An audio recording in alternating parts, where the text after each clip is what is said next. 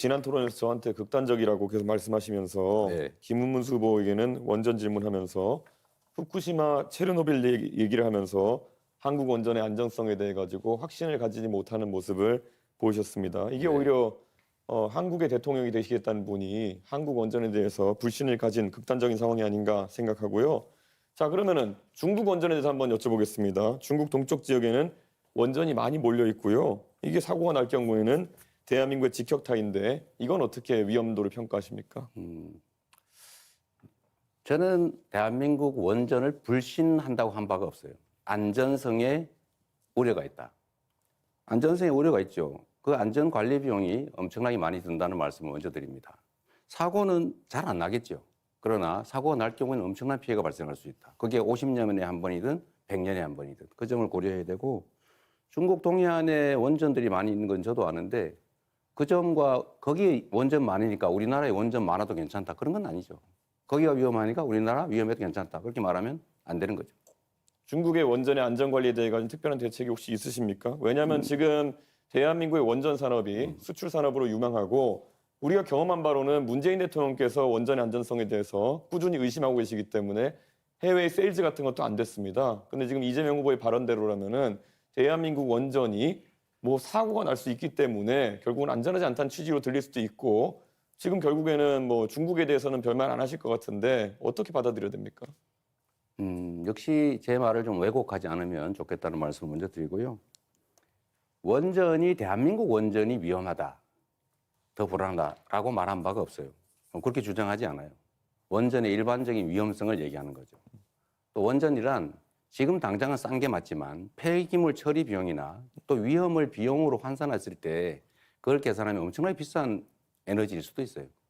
또 한 가지는 지금 이미 유럽에서는 원전 생산 원가보다 풍력 발전 원가가 더 떨어지고 있습니다. 그 점을 고려할 필요가 있어요.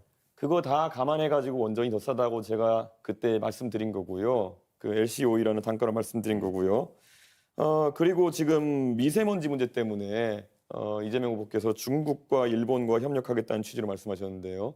네. 미세먼지는 편서풍지대에서 서쪽에서 날아들어오는 것인데 일본과 어떤 협력을 하겠다는 건지가 애매하거든요. 결국 중국이 미세먼지의 원인의 대부분이다라는 것을 말하는 데 있어가지고 일본이 개입할 여지가 있는지, 실제 일본 같은 경우에는 일본 대부분 지역이 중국발 미세먼지 영향권에서 벗어나 있습니다.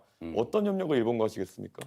글쎄요, 거기서 완전히 벗어나 있다는 것은 저는 우리 이준석 후보님의 일방적 의견 같고요.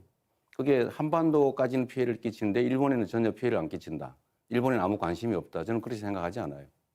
그리고 똑같은 피해 반경 안에 있기 때문에 저는 일본도 같은 입장이 있을 수 있기 때문에 일본과 협력해서 중국에 대응하면 우리 혼자 하는 것보다 훨씬 낫지 않겠느냐, 당연히 그렇게 생각합니다. 대한민국의 미세먼지 중에 중국발 영향력은 30에서 60% 수준으로 알려져 있고요. 일본에 미치는 영향력은 2% 정도다라고 알려 있습니다. 그렇기 때문에 데이터와 맞지 않는 이야기를 지금 하고 계신 것 같고요. 탈석탄, 감원전이라는 이야기를 하셨습니다. 그러면 이 안에서 보통 우리가 봤을 때 기저전력을 무엇으로 해결하겠는가라는 질문을 하게 되는데요. 네. 에너지 수요는 갈수록 AI와 로봇의 발달로 늘어날 텐데 탈석탄하고 감원전 하면은 기저전력 수요가 늘어나는 것엔 무엇으로 대응하시겠습니까?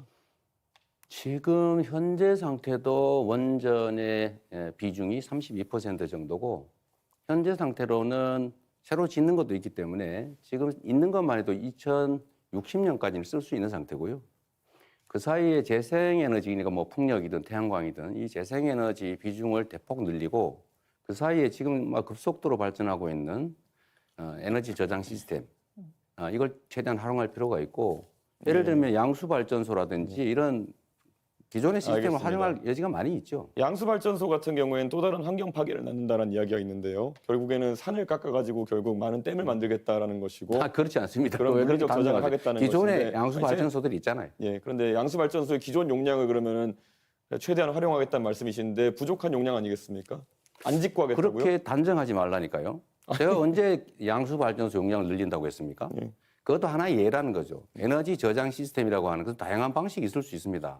앞으로는 전국의 모든 전력망이 지능형으로 다 연결이 되고, 밤에 예를 들면 그 자동차 배터리 꽂아놨다가 안 쓸 때는 배터리에 전기를 빼서 다른 데 공급할 수도 있어요.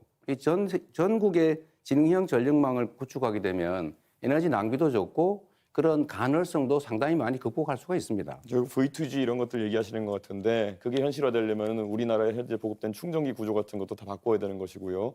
그리드 다 바꿔야 되는 거기 때문에 너무 가볍게 말씀하시는 것이 아닌가 이런 우려가 좀 있습니다. 이재명은 합니다라고 하면서 대선 출마 선언하신 다음에요. 쌍방울의 지주회사였던 광림이 사업 다각화한다고 하면서 임시주총을 열고 풍력 발전과 태양광 발전을 사업 목적으로 추가합니다. 그래서 결국에는 올해 25년 1월부터는 재생에너지 유지보수 사업을 본격화한다고 있습니다. 이 광림의 투명 경영을 담당하는 분이 황윤석이라는 분인데 이분이 감정평가사로 후보님 성남에 시장하실 때 성남에서 부동산 업무하셨던 이준석 분입니다. 후보님 예. 45초 남았는데 한 분에게만 질문하셨어요. 이런 분의 이름이 같이 나오는 것에 대해 가지고 재생에너지 관련해 가지고 혹시 이재명 후보가 대장동이나 아니면 여러 사건에서 결국 사적인 이익을 추구한 것이 아니냐는 의심을 받는 것처럼 또 다른 의심을 받을 수 있다. 저는 그런 생각을 하고 있습니다. 네, 다른 후보 답변 시간 30초 보장해 주셔야 됩니다. 예, 그러면 권영국 후보님께 질문 드리겠습니다. 예, 지금 ESS를 이재명 후보께서 말씀해 주셨는데요. ESS 자체가 화재 사고가 빈번하기 때문에 어쩌면 지역별로 좀 혐오 시설 또는 기피 시설이 될 수 있다는 얘기가 있습니다. ESS가 기피 시설이 되면 이재명 후보 아이디어는 어떻게 실현할 수 있을까요? ESS 시설은 기술 발전으로 많이 이제 발전하고 있지 않습니까? 제가 자동차와 전기차를 타고 있는데 기존에 화재가 많이 났어요. 그리고 저장량도 매우 적었습니다. 지금 발전하고 있습니다. 고려해야죠. 네, 시간은 끝났는데 잠시 후에 권영국 후보 주도권 토론이 있으니까 못다한 답변은 그때를 또 활용하시면 되겠습니다.